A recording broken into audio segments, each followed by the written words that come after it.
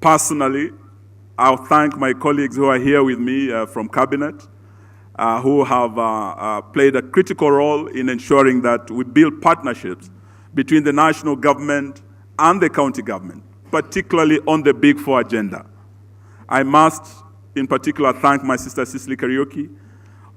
And on UHC, Your Excellency, she has worked very, very closely with the governors, particularly in the piloting program. Yesterday, we were in Nyeri with Governor Kahiga, and we saw firsthand that devolution is indeed working, that UHC is working. And if there's anyone in Kenya who doubts whether UHC is working, please come to Nyeri and see what is happening. It is working, Your Excellency.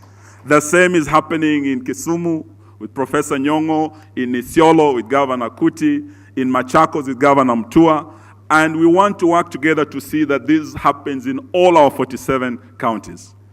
Your Excellency, we are here to celebrate devolution. 6 years down the line, there are success stories we've had here. We've heard of counties that have never seen tarmac roads like Mandera and Wajir, and they do have tarmac roads nowadays. We have heard of counties that didn't have medical equipment. Like Turkana, people used to travel all the way to Eldoret, Moi Referral Hospital, over hundreds of kilometers away. But today, Governor Nanok tells us here, because of devolution, we have modern equipment in Turkana and other counties. Samburu, where maternal deaths were very high, almost 90%.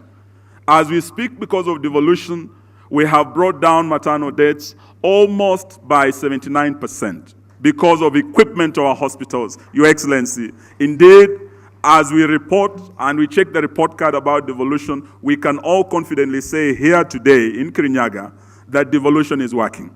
But not without challenges, Your Excellency. Your Excellency, before you came, we have discussed a few issues here, and there are challenges that devolution is facing. In our 6-year journey, these challenges are here with us.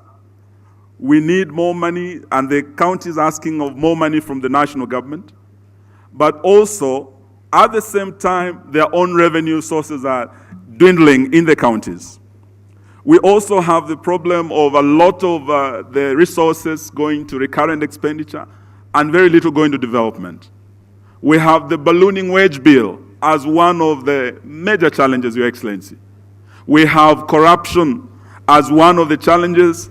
And we had His Excellency, the Ambassador, the High Commissioner from the UK, Nick Haley here, who said that it is time that corruption was tackled. Otherwise, corruption has the potential of actually killing the dream of devolution. And many of the speakers from the Senate to the MCS, and I had Osoi here speak about it. We had our judge from the judiciary, the president of the Court of Appeal, Justice William Ouko, speak here about devolution and also the threat of corruption and the resolve of the judiciary to partner with you, Your Excellency, in fighting this scourge.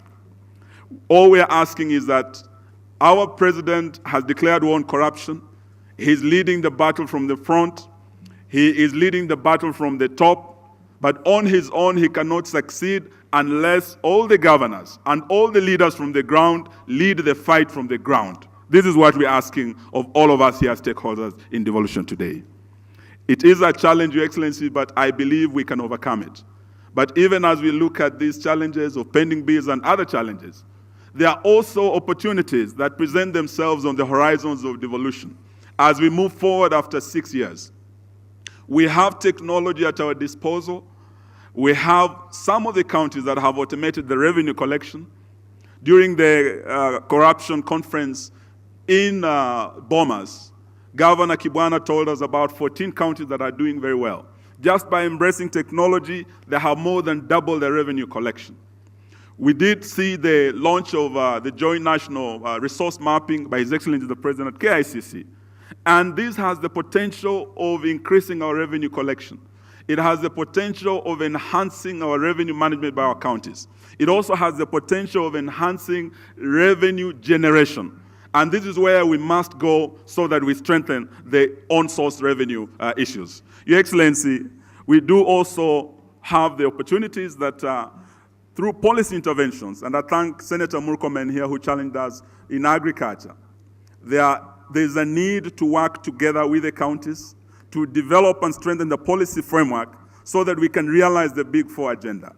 Already there are policy interventions by the national government, Your Excellency, on the issue of on-source revenue. In Cabinet, we already passed the on-source revenue policy, and we have a bill pending before Parliament. We believe this will go a long way in strengthening the policy and legal framework to help our counties in building capacity.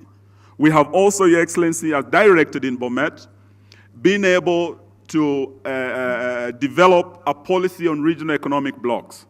Your Excellency, as we speak, this policy is before Cabinet, and this policy will go a long way in strengthening our counties, in transforming them into investment magnets, in making our counties enjoy economies of scale, working together to carry out major infrastructural projects that on their own they could not have achieved. So these are some of the opportunities on the horizon, Your Excellency, and we want to assure the governors that we'll continue working together to support them. Your Excellency, as I end my speech, I just want to say today I'm very, very happy to be here.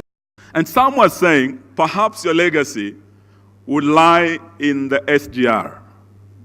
Because for over 100 years, not a single kilometer of railway had been laid in this country. When you took over, you said you would do it, and you're able to do it in under 4 years, and you build the railway all the way from Mombasa to Nairobi. And Madaraka Express is one of the most celebrated success stories in Africa. Many are saying that could be your legacy. Last weekend, I was watching a story on CNN, and this journalist had gone to the slums of Kambio in Nairobi and had gone to the family of Michael Onyango.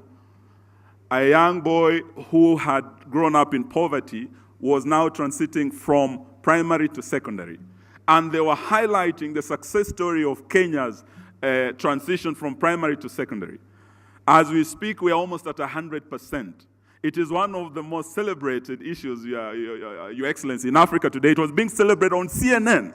And it's not easy for CNN to be very kind for a third world country like ours. Some are saying that could be a legacy, but Your Excellency, I believe your legacy lies in devolution. Your vision of the Big Four, when you look at them, they are largely devolved functions. So the Big Four agenda is really at the heart of the devolution agenda. They're inseparable. And your legacy will depend on the success of the Big Four and the success of devolution, Your Excellency. I believe this can be done with the support of all these governors who are here today. I believe so far we have achieved the highest level of the best intergovernmental relations in the last 6 years. I believe by focusing on the Big Four and realigning our budgets, our CIDPs to the Big Four, and working together the way we have been doing, Your Excellency, together we will succeed. And Your Excellency, we still remain with you as the defender of devolution against the scourge of corruption. When we started the journey, Your Excellency, with you and His Excellency Deputy President William Ruto, I remember when we were launching